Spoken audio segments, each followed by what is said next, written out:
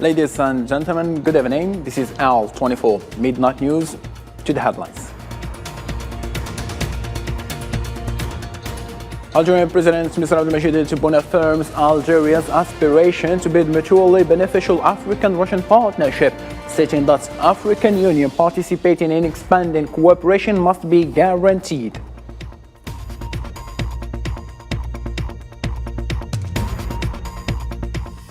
European Western embassies issued a joint statement affirming their support for UN envoy Abdoulaye Batile's efforts in reasserting the need to go for elections.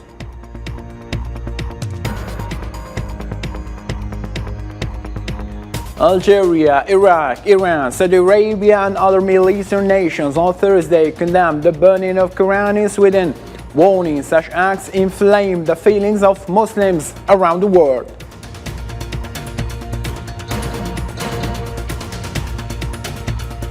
And in sports, Algerian superstar Riyad Mahrez has become the latest big name from Premier League to move to Saudi Arabia after completing his €35 million to Al Ahly.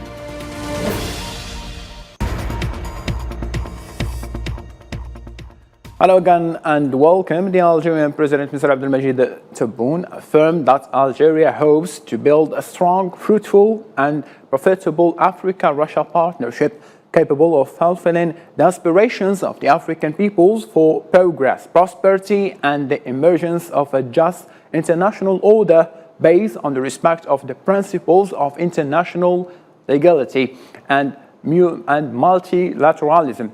In a speech read on his behalf by Prime Minister Ayman bin Abdurrahman during the second day of the Africa-Russia Summit in St. Petersburg, the Algerian president pointed out that Algeria is witnessing, thanks to the ongoing reforms and overall development, that made it of a promising investment destination thanks to cooperation relations it maintains with its foreign partners, including Russia, considered a strategic partner. أؤكد تطلعنا إلى بناء شراكة إفريقية روسية.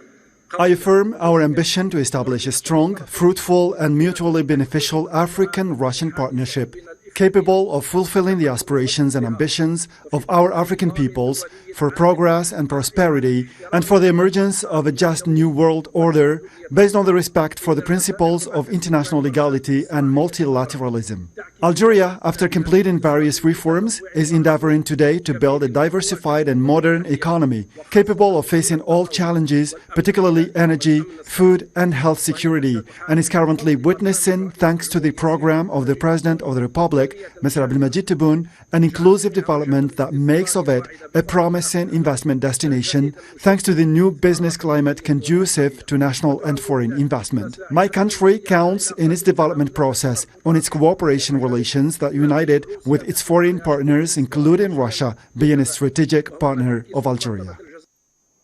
In the same speech, the Algerian president also stressed the need to guarantee a strong participation of the African Union in the process of expanding cooperation between Africa and Russia, following the example of other African partnerships. The development of African-Russian partnership should take into consideration these challenges and the economic aspirations of African countries, particularly through the following points. First, broaden the African-Russian partnership and effectively implement its economic aspects according to a specific schedule and assess what was applied since the first Sochi summit in 2019. Second, guarantee a strong participation of the African Union in this process like other African partnerships. Third, preserve and support the main rules that govern the international community, strengthen multilateralism, and reform the UN Security Council to end the marginalization of Africa.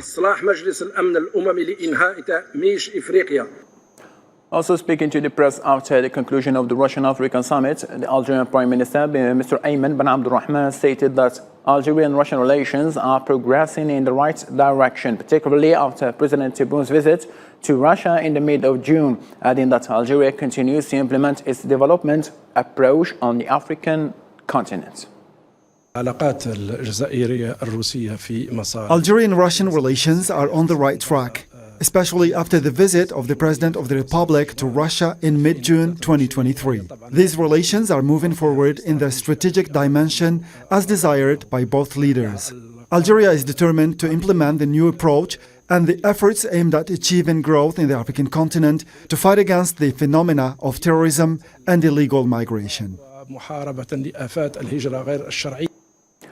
Similar of thought, the Russian President Vladimir Putin and the African leaders adopted the final statement of the Russia-Africa Summit in the closing speech of the Afro-Russian Summit in St. Petersburg. Putin said that the summit showed the joint determination of Russia and Africa to promote new forms of partnership and of mutual benefit, pointing to the adoption of a number of documents that embody the strategic paths of bilateral cooperation in the long term and to work to establish a new mechanism for Russian-African coordination on current issues.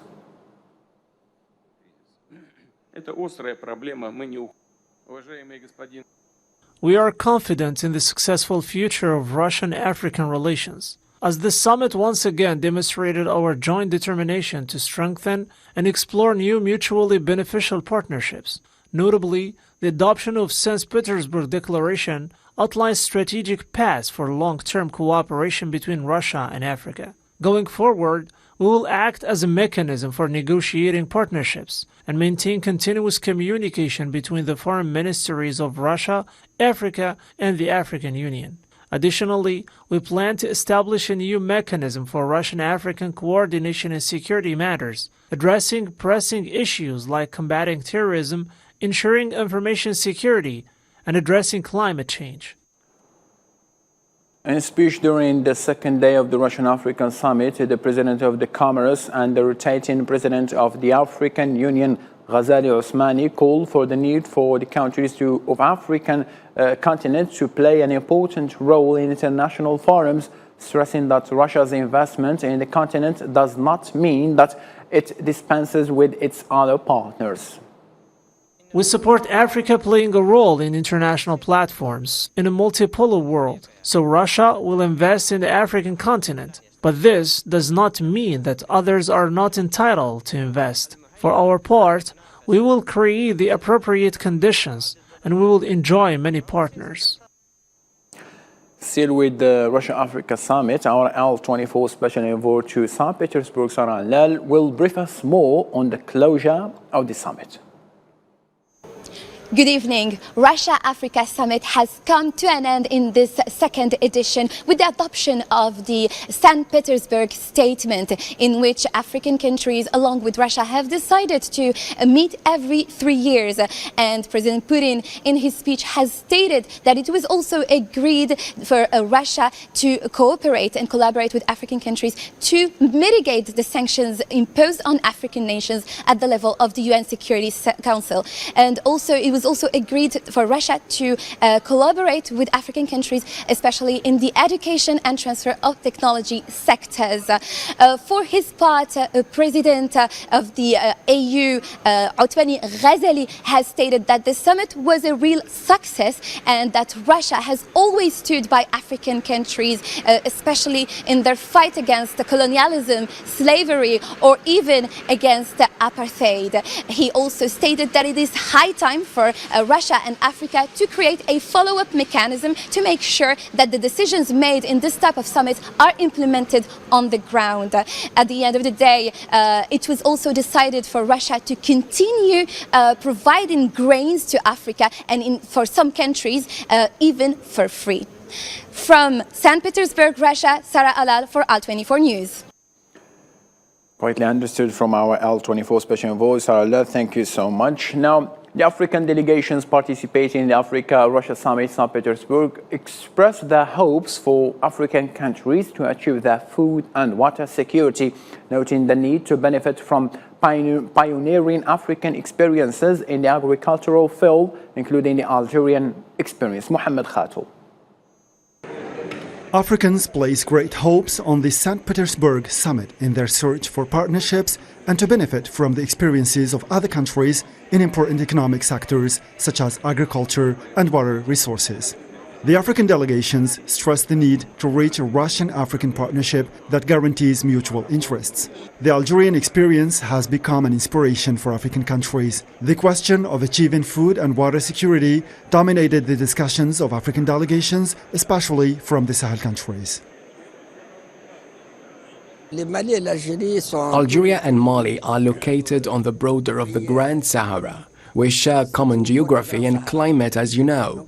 The Algerian and Malian desert is rich with underground water, waterbeds and lakes that can be used in developing agriculture in oases. I think that Mali will benefit from the Algerian experience in various aspects of agriculture and fruits production. Mali relies on agriculture. The majority of the population relies on farming and breeding and fattening the livestock. Most of Mali's land is dry. We're here in this gathering believing that it creates a win-win opportunity for both parties. We need technology and expertise to achieve the desired food security. The Africa-Russia summit is yet another opportunity to exchange visions among Africans, to invest in current opportunities and move forward towards strategic relations with Russia in the coming period, in order to achieve maximum benefit and profitability, especially in light of the multiple transformations prevailing on the international arena. Et nous espérons que, grâce à ces forums, we hope this forum will fulfill Africa's aspiration among all the companies and institutions on both sides, because we want African products to be present in the Russian market. aussi exportés à la Russie.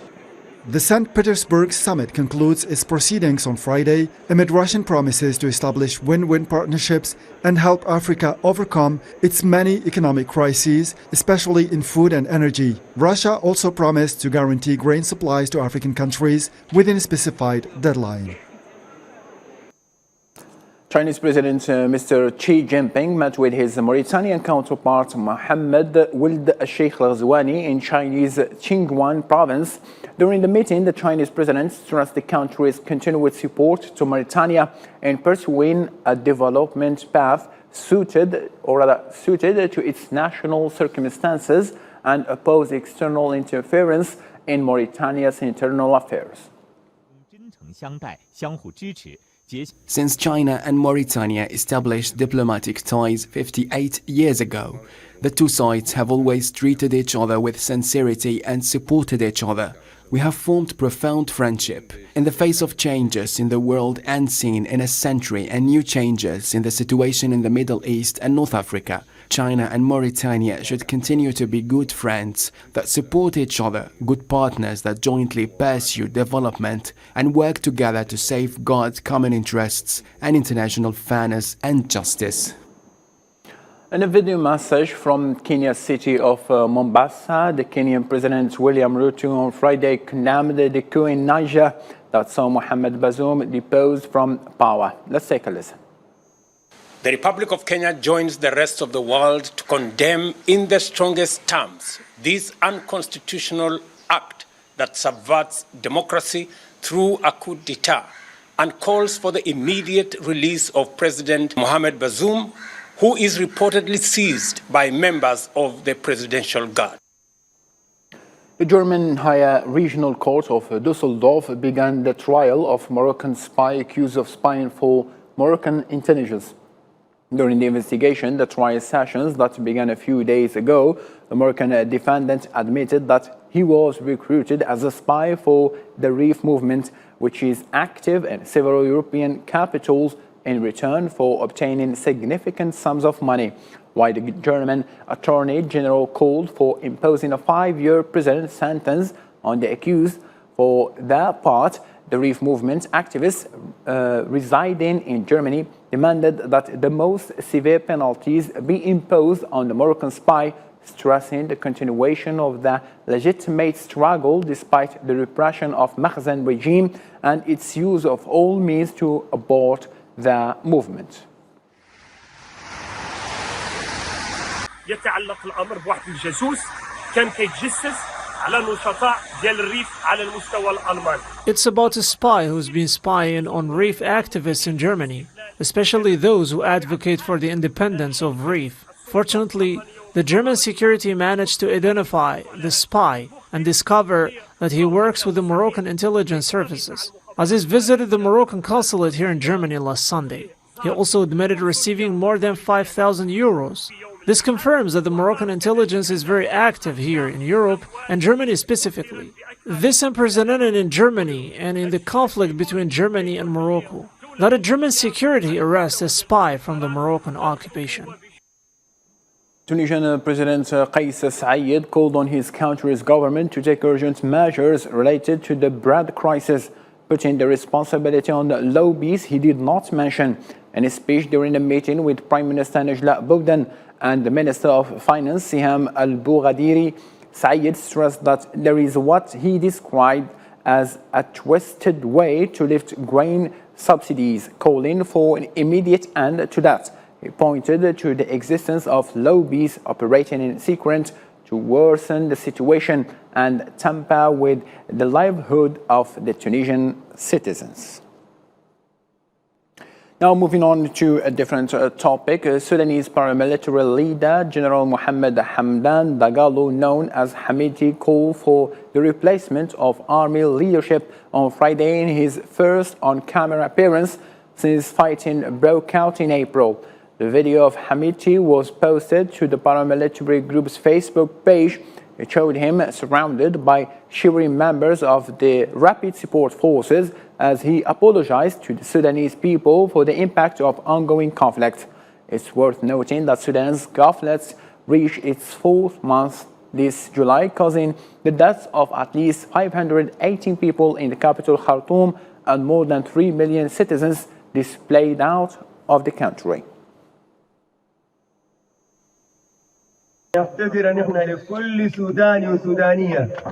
First, I want to apologize to every Sudanese man and woman, old and young, for the tragedies of this terrible war that has been forced upon us by the remnants, the coup leaders. Secondly, our message to our brothers in the Sudanese armed forces. If you want a quick solution, then there needs to be a change in leadership. Change these leaders. Coming now to the Palestinian issue, the occupation forces had detained 5 Palestinians, 2 of them in Al Khalil, 2 young men from Yabad and 1 in the south of Nablus. This follows the latest violations of the Zionist occupation in Palestine, including the death of 14-year-old teen and the storming of Al-Aqsa Mosque.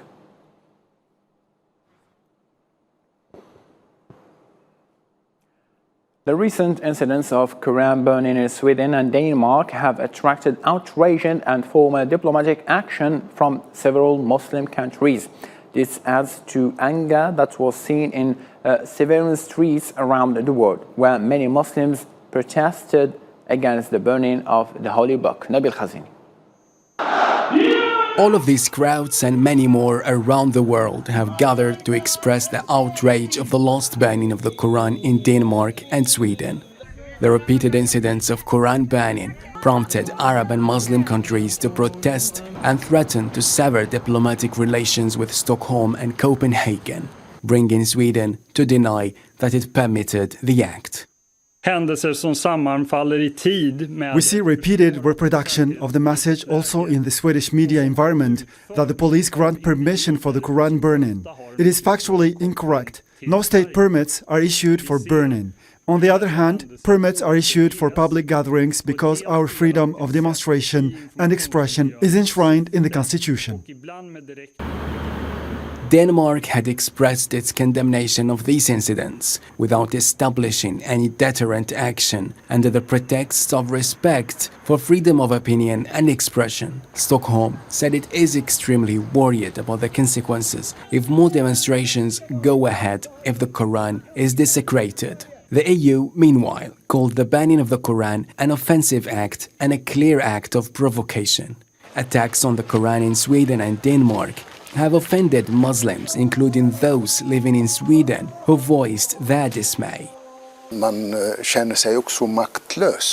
You also feel powerless faced with this situation. You expect politicians, decision makers, and the police to understand this and try to find a solution to it. But that hasn't happened, unfortunately. The Danish and Swedish authorities have previously denounced these incidents, but without taking any deterrent action to stop such unacceptable acts.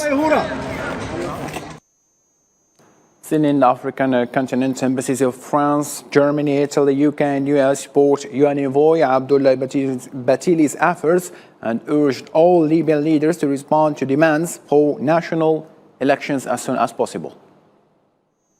The Western embassies issued a joint statement affirming their support for the UN envoy Abdullah Batili's efforts to engage Libyan institutions and stakeholders. They emphasized resolving contentious issues related to electoral laws through inclusive political negotiations. The embassies of France, Germany, Italy, the United Kingdom and the United States support the efforts of the Special Representative of the UN Secretary-General to engage all Libyan institutions and key stakeholders building on the work of the 6+6 Committee, including by addressing contested elements of the electoral framework. The embassies stressed the importance of including all Libyan parties in the discussions, which should be part of broader political negotiations facilitated by the UN, leading to a feasible, inclusive political agreement for elections.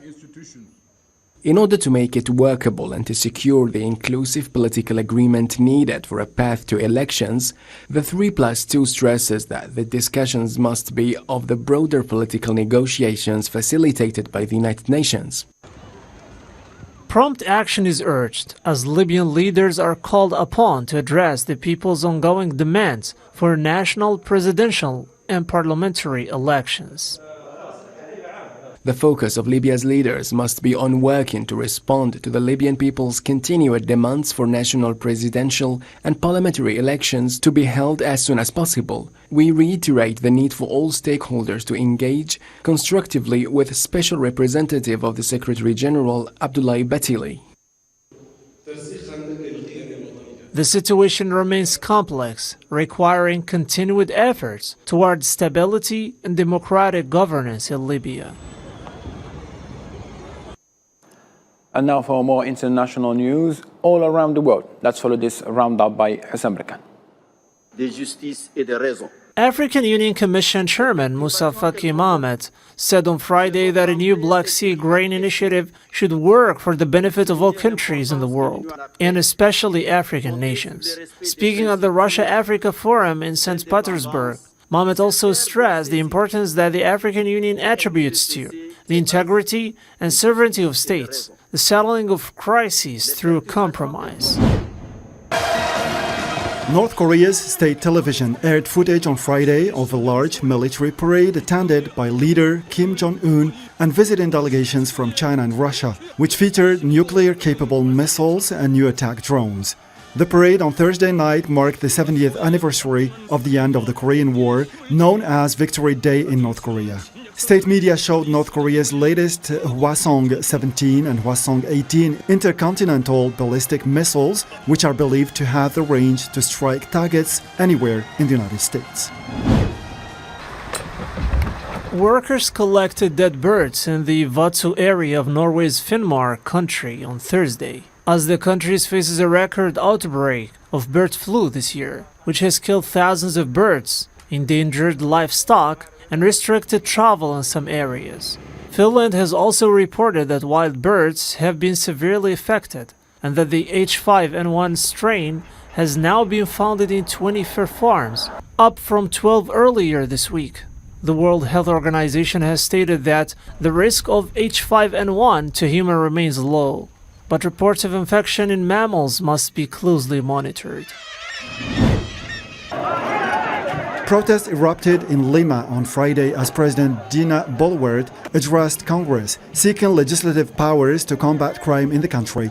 Tear gas was fired as protesters clashed with police, with demonstrators demanding Boluarte be removed from office. More protests and allegations of human rights violations against Boluarte, who is facing multiple investigations for her actions during the unrest, have resulted from the deadly clashes between demonstrators and security forces.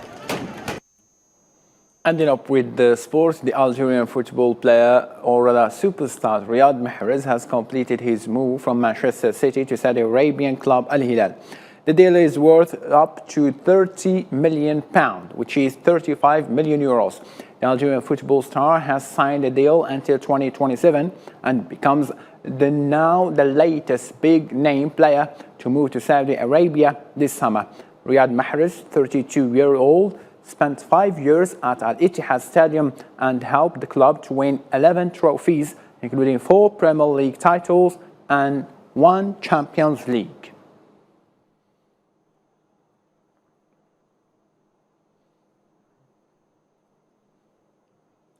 Ladies and gentlemen, thank you ever so much for being with us. For more updates, you can follow our social media platform. And all I can say, Adnia, take care of yourself. Good night.